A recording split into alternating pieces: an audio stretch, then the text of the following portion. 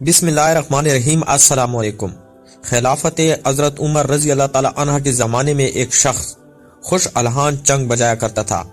اس کی آواز پر مرد اور عورت اور بچے سب قربان تھے۔ اگر کبھی مست ہو کر گاتا ہوا جنگل سے گزرتا تو چرند پرند اس کی آواز سننے کے لیے جمع ہو جاتے۔ رفتہ رفتہ جب یہ بوڑھا ہوا اور آواز بیری کی سبب بری ہو گئی تو اشاک آواز بھی رفتہ رفتہ کنارہ کش ہو گئی۔ اب جدھر سے گزرتا کوئی پوچھنے والا نہیں۔ نام و شہرت سب رخصت ہو گئے اور فاقوں پر فاقے گزرنے لگے۔ خلق کی اس خود غرضی کی سوچ کر ایک دن بہت مغموم ہوا اور دل میں کہنے لگا کہ اے خدا، جب میں خوش آواز تھا تو مخلوق مجھ پر پروانہ وار گرتی تھی اور ہر طرف میری خاطر تواضع ہوتی تھی۔ اب بڑھاپے سے آواز خراب ہو گئی تو یہ ہوا پرست اور خود غرض لوگ میرے سائے سے بھی گریزہ ہو گئے۔ ہائے ایسی بے وفا مخلوق سے میں نے دل لگایا۔ یہ تعلق کس قدر درجے پر فریب تھا۔ کاش میں آپ کی طرف رجوع ہوا ہوتا اور اپنے شب و روز آپ ہی کی یاد میں گزرتا اور آپ ہی سے امید رکھتا تو آج یہ دن نہ دیکھتا۔ پیر چنگی دل ہی دل میں نادم ہو رہا تھا اور آنکھوں سے آنسو بہہ رہے تھے کہ اچانک پیر چنگی نے ایک آ کھینچی اور حلق سے منہ موڑ کر دیوانہ وار مدینہ منورہ کے قبرستان کی طرف روانہ ہو گیا اور ایک پرانی اور شکستہ قبر کی غار میں جا بیٹھا اور روتی ہوئی اس نے حق تعالی سے عرض کیا کہ اے اللہ، آج میں تیرے مہمان ہوں۔ جب ساری مخلوق نے مجھے چھوڑ دیا تو اب بجاز تیری بارگاہ کے میرے لیے کوئی پناہ گاہ نہیں ہے اور بجاز تیرے کوئی میری اس آواز کا خریدار نہیں۔ اے اللہ، اشناب بیگانے ہو چکے ہیں اور اپنے پرائے ہو چکے ہیں، اب سوائے آپ کے میری کوئی پناہ گاہ نہیں ہے۔ اے اللہ، میں بڑی امیدیں لے کر آپ کی بارگاہ میں حاضر ہوا ہوں، اپنی رحمت سے آپ مجھے نہ ٹھکرائیں۔ کوئی دروازہ نہیں تیرے سوا چھوڑ کر تجھ کو کہاں جاؤں بلا۔ پرانی قبر کے اس غار میں پیر چنگی اس طرح آو وزاری میں مشغول تھا اور آنکھوں سے خون دل بہ رہا تھا کہ حق تعالیٰ کا دریا رحمت جوش میں آ گیا اور حضرت عمر فاروق رضی اللہ تعالیٰ عنہ کو الہام ہوا کہ اے عمر، میرا فلاں بندہ جو اپنی خوش آوازی کے سبب زندگی بھر مخلوق میں مقبول اور محبوب رہا ہے اور اب بوجہ بیری آواز خراب ہونے سے ساری خلقت نے اسے چھوڑ دیا ہے۔ اگرچہ زندگی بھر وہ نافرمان و غافل رہا ہے لیکن میں اس کی آوازاری کو قبول کرتا ہوں، کیونکہ میری بارگاہ کے علاوہ میرے بندے کے لیے کوئی اور جائے پناہ نہیں۔ پس اے عمر، آپ بیت المال سے کچھ رقم لے کر اس قبرستان میں جائیے اور میرے بندے عاجز و مزدر کو میرا سلام پیش کیجیے۔ پھر یہ رقم پیش کر کے کہہ دیجیے کہ آج سے حق تعالیٰ نے تجھے اپنا مقرب بنا لیا ہے اور اپنے فضل کو تیرے لیے خاص کر دیا ہے۔ اب تجھے معلول خاطر ہونے کی ضرورت نہیں، نہ ہی مخلوق کے سامنے ہاتھ پلانے کی ضرورت ہے۔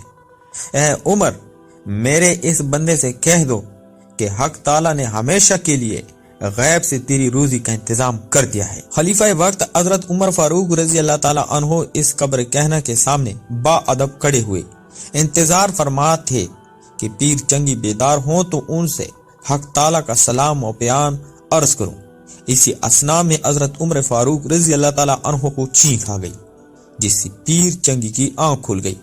خلیفۃ المسلمین کو دیکھ کر غلبہ ہیبت سے وہ کانپنے لگے کہ اس جنگ کی وجہ سے نہ جانے مجھ پر کتنے ڈرے پڑیں گے، کیونکہ عہد خلافت عمر رضی اللہ تعالیٰ عنہ بھی درائے فاروقی کی شہرت تھی۔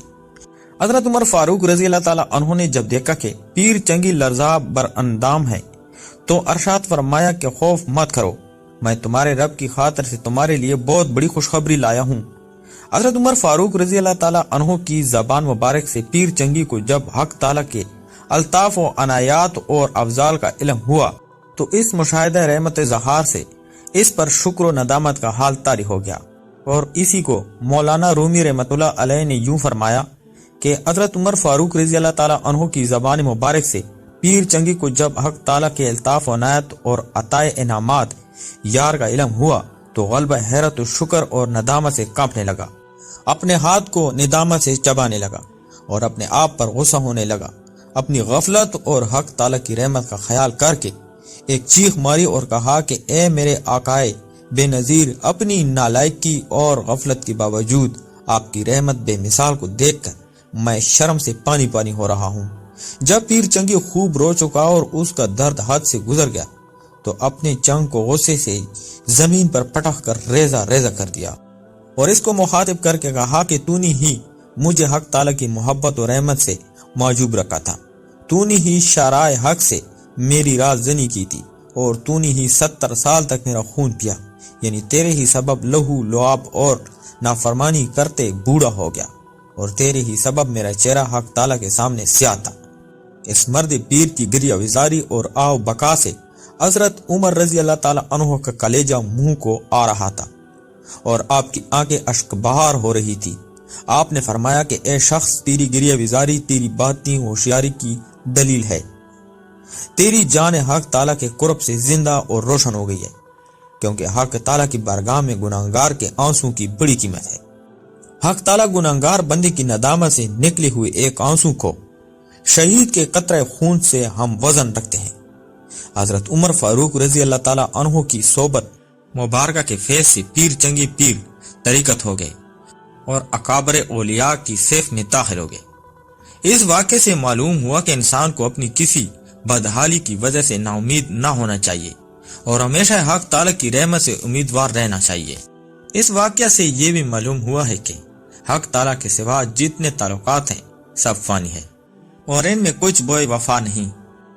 صرف حق تعالیٰ ہی کی ذات پاک ایسی کریم اور حی قیوم ہے جو ہر حال میں اپنے بندوں کی خریدار ہے۔